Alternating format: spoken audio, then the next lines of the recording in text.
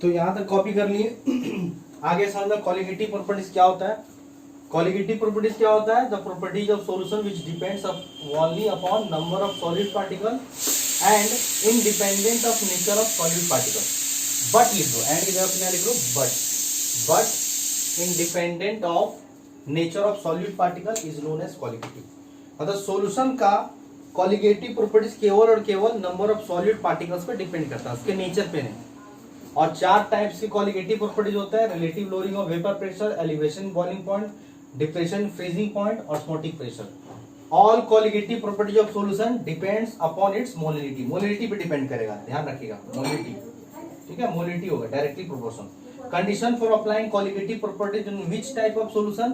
Solution should be dilute and solution containing non volatile solute. Solution के अंदर क्या होना चाहिए? नॉन वोलेटाइल सॉल्यूट होना चाहिए, तब हम लोग कॉलिगेटिव प्रॉपर्टीज अप्लाई करते हैं। आया समझ में? आगे बढ़े तो एक एक करके डिस्कस करते हैं कॉलिगेटिव प्रॉपर्टीज।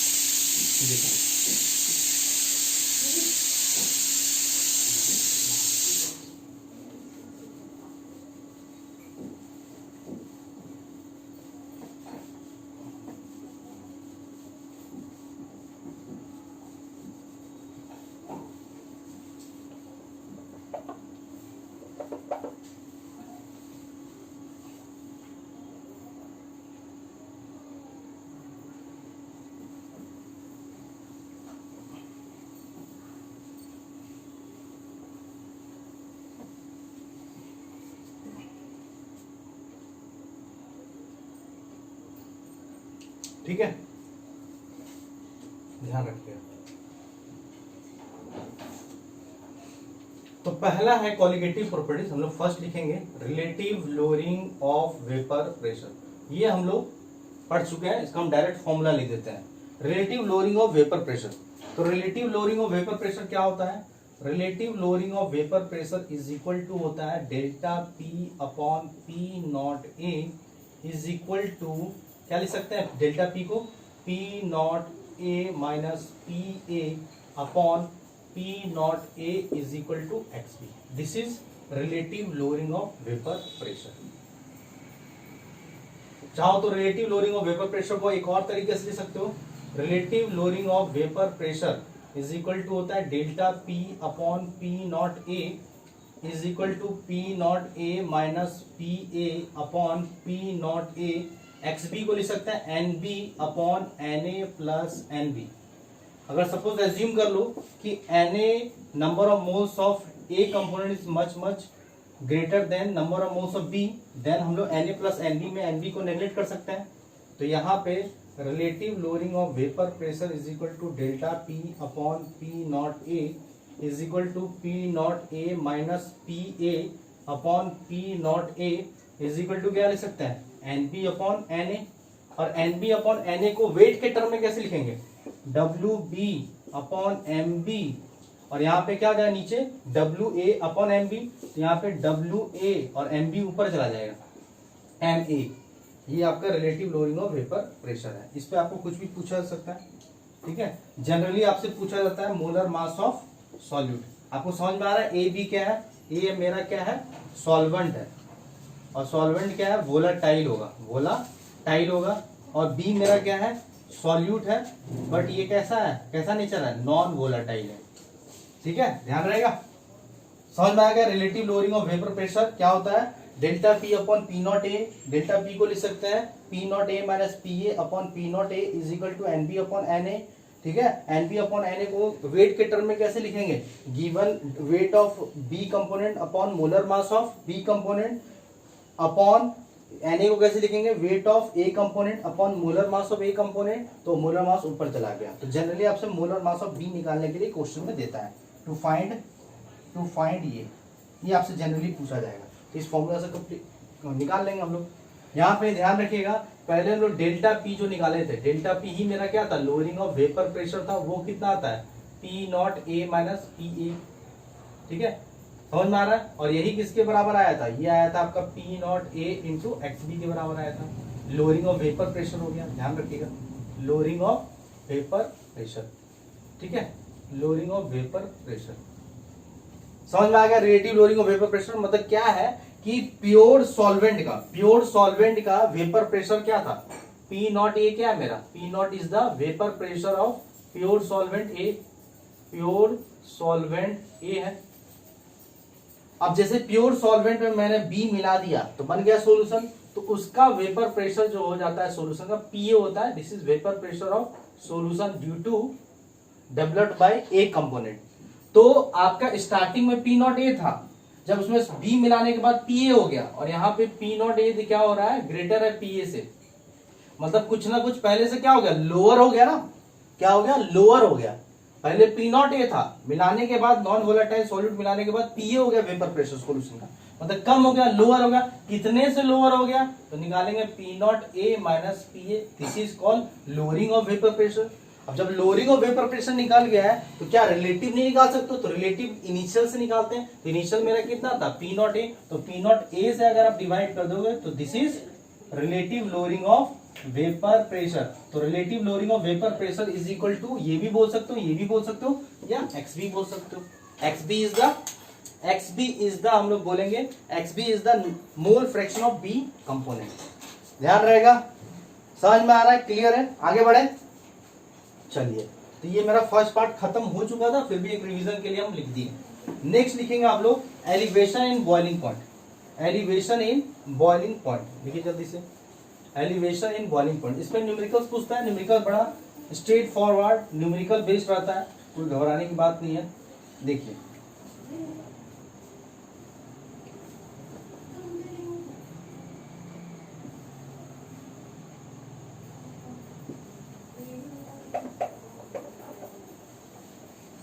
देखिए सेकेंड है आपका एलिवेशन इन बॉइलिंग पॉइंट।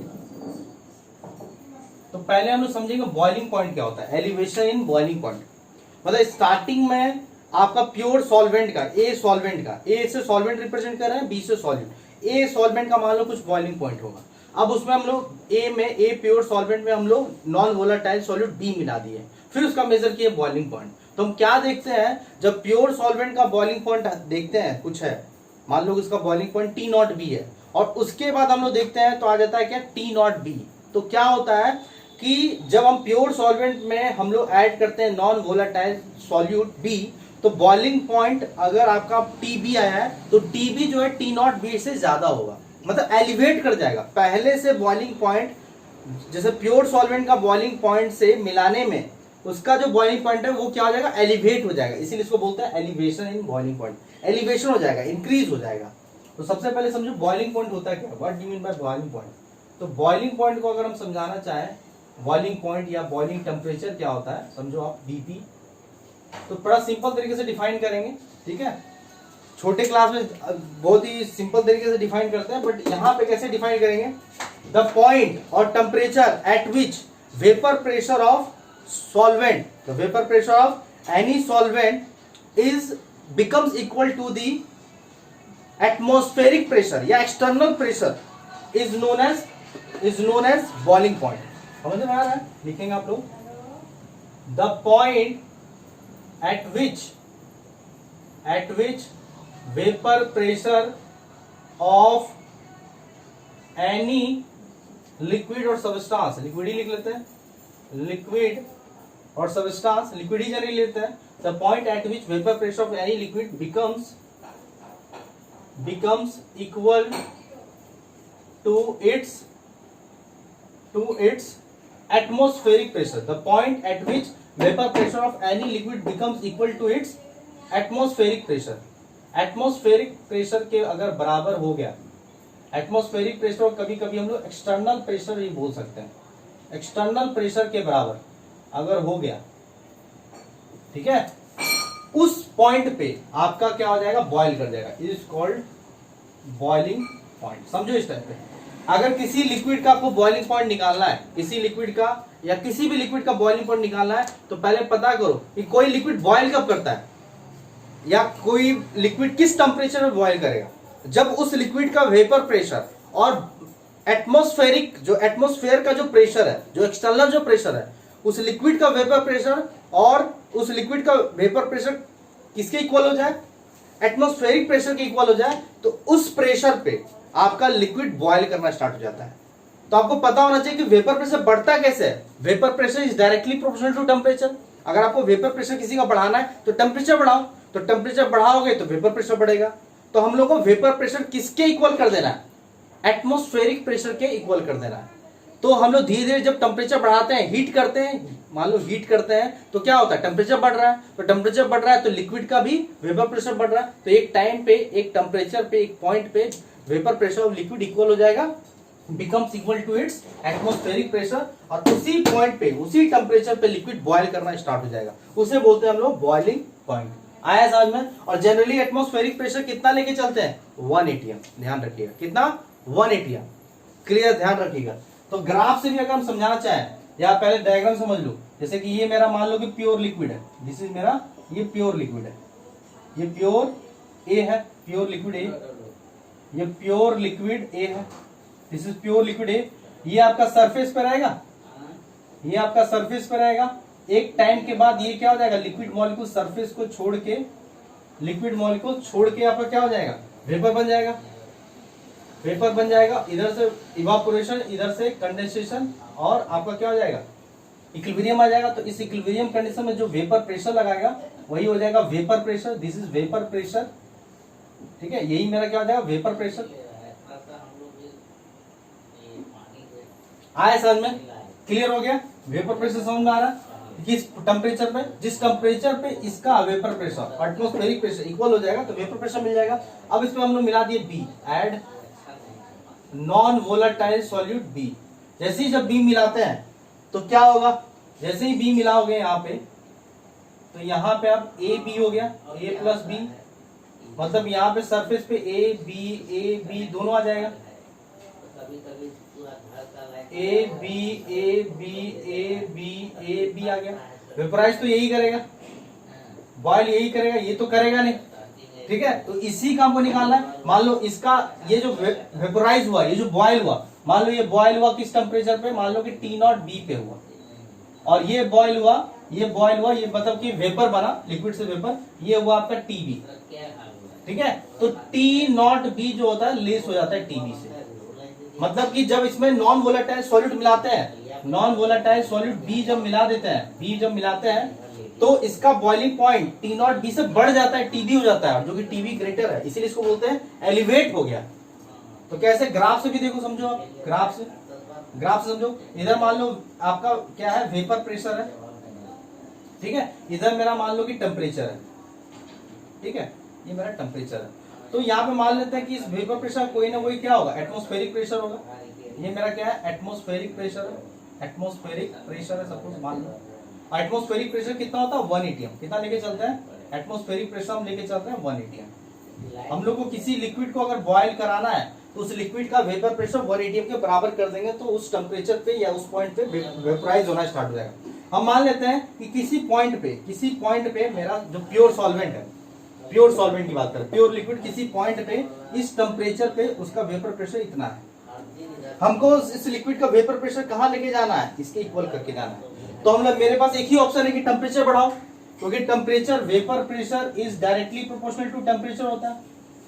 तो हम इस पॉइंट पे, इस टेम्परेचर पे, इस प्योर लिक्विड का वेपर प्रेशर यहाँ पे है, हम धीरे धीरे टेम्परेचर बढ़ाते हैं। अब जैसे जैसे टेम्परेचर बढ़ाते हैं तो क्या देखते हैं कि वेपर प्रेशर उसका बढ़ रहा है। हम टेम्परेचर बढ़ा रहे, वेपर प्रेशर बढ़ रहा है, टेम्परेचर बढ़ा रहे हैं, वेपर प्रेशर बढ़ रहा है। एक टाइम पे, एक टेम्परेचर पे इस पे टच कर गया, टेम्परेचर बढ़ाते जा रहे हैं, उसका वेपर प्रेशर बढ़ते जा रहा है, और एक फिक्स टेम्परेचर पे उस प्योर लिक्विड का, ये मेरा क्या है, प्योर लिक्विड का वेपर प्रेशर किसके बराबर हो गया, इस एटमॉस्फेरिक प्रेशर के बराबर हो गया। और इस टेम्परेचर पे आपका लिक्विड क्या होना स्टार्ट हो जाएगा, बॉयल होना स्टार्ट हो जाएगा। अब वही पॉइंट या वही टेम्परेचर मेरा क्या होगा, बॉइलिंग टेम्परेचर या बॉइलिंग पॉइंट। तो ये मेरा हो गया T0B। T0B क्यों लिख रहे हैं बताओ, T0B इसलिए लिख रहे हैं क्योंकि प्योर है, इसलिए नॉट लिखा है। अब हमने क्या किया कि इसमें मैंने प्योर लिक्विड में मैंने नॉन वोलेटाइल सॉल्यूट मिला दिया, तो अब ये तो बन गया सोल्यूशन A प्लस बी। अब इस टेम्परेचर पे इसका वेपर प्रेशर प्योर लिक्विड से कम होगा या ज्यादा होगा, इस टेम्परेचर पे सॉल्यूशन का वेपर प्रेशर कम होगा या ज्यादा होगा, हमेशा कम ही होगा, नीचे ही आएगा, कम ही आएगा ना। हम आपको हमेशा बताएं vapour pressure of any pure solvent is always greater than it's solution, हमेशा आपका ग्रेटर होगा। ध्यान में आ रहा है? तो अगर आप इसमें कोई नॉन वोलेटाइल सॉल्यूट मिला दिए हो तो बन गया सॉल्यूशन। अब सॉल्यूशन का इस टेम्परेचर पे वेपर प्रेशर कम होगा या ज्यादा होगा? बिल्कुल कम होगा, क्योंकि सॉल्यूशन का वेपर प्रेशर हमेशा कम होगा, क्योंकि आपका सरफेस पे वेपोराइज होने वाला कंपोनेंट क्या हो गया? घट गया। 1 2 3 4 है, स्टार्टिंग में कितना था? 1 2 3 4 5 6 है, तो एट ए टाइम 6 वेपोराइज होगा, यहाँ पे एट ए टाइम 4 वेपोराइज होगा, तो इसलिए इसका वेपर प्रेशर घट जाएगा सॉल्यूशन का। तो यहाँ पे है, अब इसका भी सॉल्यूशन को भी हमको क्या करना है? बॉयल कराना है। तो बॉयल करने के लिए सॉल्यूशन का भी वेपर प्रेशर को कहाँ पहुंचाना होगा? इसके इक्वल पहुंचाना होगा। तो हम एक ही ऑप्शन है कि टेम्परेचर बढ़ाओ, टेम्परेचर जैसे जैसे बढ़ाएंगे सॉल्यूशन का भी वेपर प्रेशर टाइम के साथ बढ़ते चला जाएगा। तो टेम्परेचर बढ़ा रहे हैं, वेपर प्रेशर बढ़ रहा है, टेम्परेचर बढ़ रहा है, वेपर प्रेशर बढ़ रहा है, एक टाइम पे सॉल्यूशन का भी वेपर प्रेशर एटमॉस्फेरिक प्रेशर के इक्वल हो जाएगा। और जिस टेम्परेचर पे इक्वल होता है उस टेम्परेचर को ही हम लोग क्या बोलेंगे? Boiling temperature. और बॉइलिंग टेम्परेचर का क्या लिखेंगे? टीबी। टीबी क्यों लिखे? नॉट नहीं लगाए, क्योंकि ये अब क्या है? सॉल्यूशन है, इम्प्योर है, ये प्योर था, सिर्फ टी नॉट बी। टीबी से क्या हो जाएगा? TB is the boiling temperature of ये क्या हो जाएगा? सॉल्यूशन। और यही मेरा क्या हो गया? This is delta TB. यही मेरा क्या हो जाएगा? डेल्टा टीबी को बड़ा लिखते हैं, दिस इज डेल्टा टीबी। क्या डेल्टा टी मतलब? एलिवेट कर गया। डेल्टा टीबी मतलब पहले इतना था, जैसे ही आप डालें सॉल्यूशन तो ये मेरा क्या हो गया? सॉल्यूशन का, दिस इज सॉल्यूशन। जब जैसे ही प्योर लिक्विड में आपने a B solute non volatile B solute मिलाया तो उसका बॉइलिंग टेम्परेचर बढ़ गया, तो कितने से एलिवेट हो गया?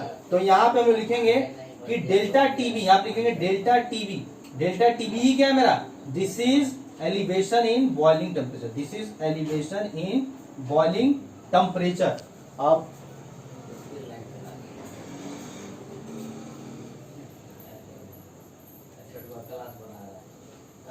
बोलता है कि फटेगा मेरा इधर चल रहा है, पूरा करने आवा।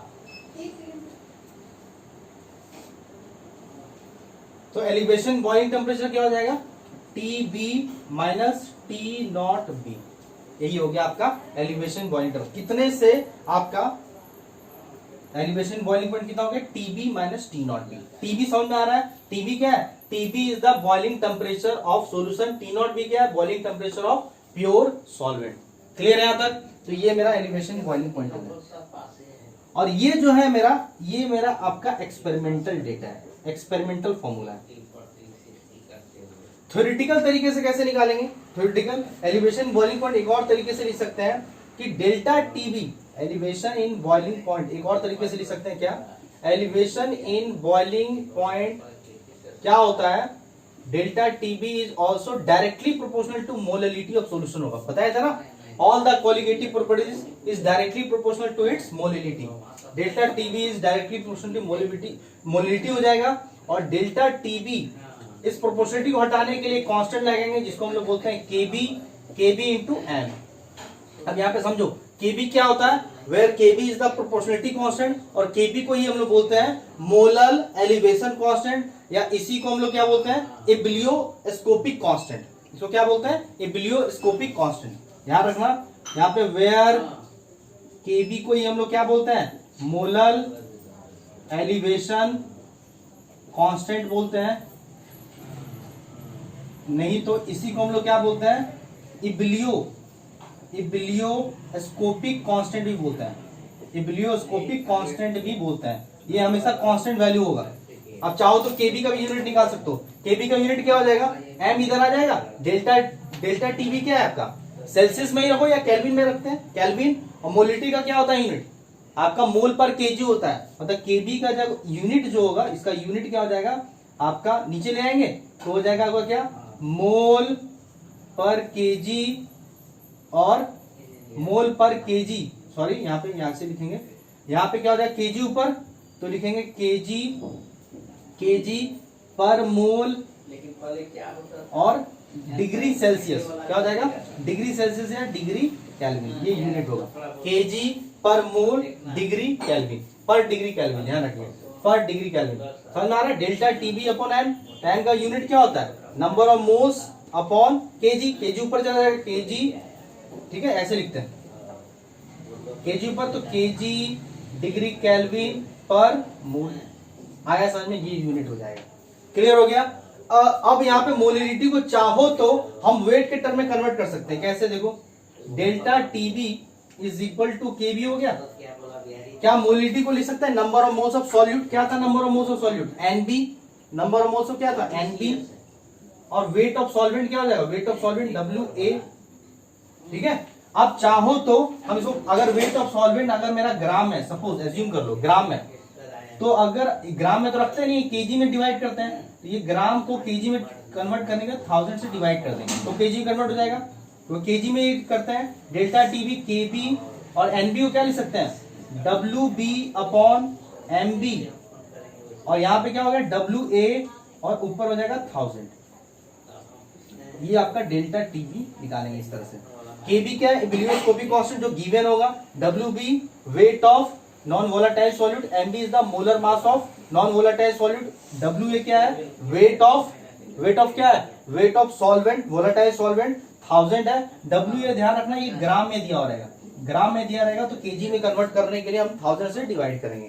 ठीक है, जनरली इसमें क्वेश्चन क्या पूछता है, find molar mass of non volatile component, ये आपको जनरली पूछता है। तो बस यही चीज है, एलिवेशन बॉइलिंग पॉइंट ध्यान रखेंगे। केबी निकालने का एक और तरीका भी है, केबी हम और एक तरीके से निकालते हैं। केबी कैसे निकालते हैं, केबी बड़ा सिंपल तरीके से निकालते हैं, आर डेल्टा टी नॉट। कैसे निकालेंगे, R T naught B square upon, ठीक है, 1000 इंटू लेटेंट हीट ऑफ, क्या लिखेंगे, लेटेंट हीट ऑफ वेपोराइजेशन। लिखिए यहाँ पे केबी इज इक्वल टू क्या होता है फॉर्मूला, लिखिए ध्यान से, R T naught B square upon 1000 into latent heat of vaporisation, ये लिखते हैं, ध्यान रखिएगा। और लेटेंट हीट ऑफ वेपोराइजेशन क्या होता है, क्या बोलेंगे, लेटेंट हीट ऑफ वेपोराइजेशन, क्या लिखेंगे, लेटेंट हीट ऑफ वेपोराइजेशन हो जाएगा enthalpy of vaporisation, enthalpy of vaporisation, enthalpy of vaporisation upon molar mass, enthalpy of vaporisation upon molar मास, ध्यान रखिएगा। आप चाहो तो यहां भी पुट कर सकते हो, यहाँ पे जो लेटेंट हीट ऑफ वेपोराइजेशन और ऊपर हो जाएगा molar mass, molar mass of non volatile solid, ध्यान रखिएगा। एम यहाँ पे क्या है, molar mass of solvent, M यहाँ पे ध्यान रखिएगा, एम जो है मोलर मास ऑफ सॉल्वेंट है, मोलर मास ऑफ सॉल्वेंट है, लिख लीजिएगा सही से। तो ये फॉर्मूला होगा, कभी कभी केबी आपको देगा नहीं, निकालने के लिए दिया जाएगा। तो केबी कैसे निकालते हैं, R T naught B square upon 1000 into latent heat of vaporisation. Latent heat of vaporisation क्या होता है फिजिक्स से, enthalpy of vaporisation upon molar mass of solvent, ध्यान रखिएगा। क्लियर है यहाँ पे, तो ऐसे निकालेंगे। ये एक्सपेरिमेंटल डेटा है, ये जो फॉर्मूला है delta TB is equal to K B into W B upon M B into 1000 upon W A, ये आपका थ्योरेटिकल डेटा है। जनरली आपको एम बी निकालने के लिए पूछेगा, calculate the molar mass of non volatile solute. आया समझ में, डायग्राम भी समझ में आया, इससे भी समझ में आ रहा होगा आपको। तो ये दो फॉर्मूला काफी इंपॉर्टेंट है, आपको ये सिर्फ ध्यान रखना है। ये अगर आप ध्यान रखते हो तो ये तो मोलिलिटी का अगर आपको फॉर्मूला पता है तो ये अपने आप डिराइव कर लोगे। और एक आपको ये ध्यान रखना है, आया समझ में। और आपको ये भी याद रखना है KB is equal to R into T naught B square upon 1000 into latent heat of vaporisation. Latent heat of vaporisation क्या होता है, enthalpy of vaporisation upon molar mass of solvent, ध्यान रखिएगा। क्लियर है यहाँ पे। जनरली आपको जो है आर आपको पता चल रहा है, आर क्या है, यूनिवर्सल गैस कांस्टेंट। आर जिसको पता नहीं यूनिवर्सल गैस कांस्टेंट लिख लेना। अब डिपेंडिंग अपॉन द यूनिट हम आर का वैल्यू चाहे 8.314 जूल पर केल्विन पर मोल रखेंगे या 2 कैलोरी पर मोल पर केल्विन रखेंगे, डिपेंडिंग अपॉन द न्यूमेरिकल्स। ठीक है, तो कॉपी करो, फिर हम लोग स्टार्ट करेंगे next third depression in freezing point. Copy कीजिए जल्दी से।